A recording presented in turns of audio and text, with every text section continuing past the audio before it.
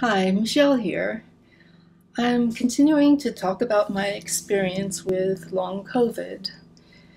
And I have to say, the most frustrating thing has been thinking you're getting better and then you're not. And the keep on flaring up and going back and forth.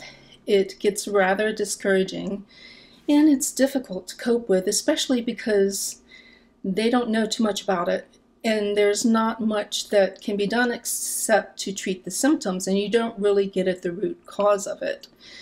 And mostly you just have to wait until you get better and just manage the symptoms.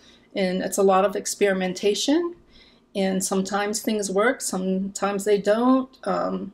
It's really, really hard when you are so used to being able to use your body the way you like and be able to do things all the time and be able to power through it, and you just can't. It's very humbling, and it causes you to just surrender and trust, because that's really all you can do. So it's rather difficult to cope with, and I guess it's just like anyone who has a chronic illness that maybe is difficult to treat and they don't really have very many good treatments for it.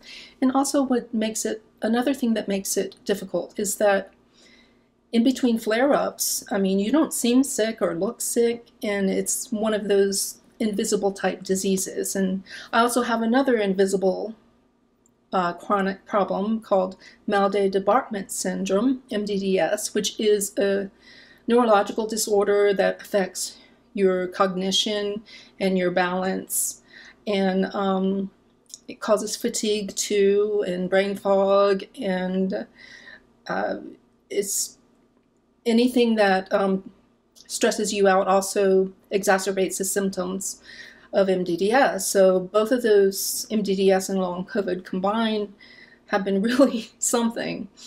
And I even in 2020 had finally gotten treatment for the MDDS, but it didn't really work. So I'm trying something different now, and we'll see if that works. But it's really difficult to cope with, and I want to talk about that more next time. Thank you for watching, and I'll see you in the next video.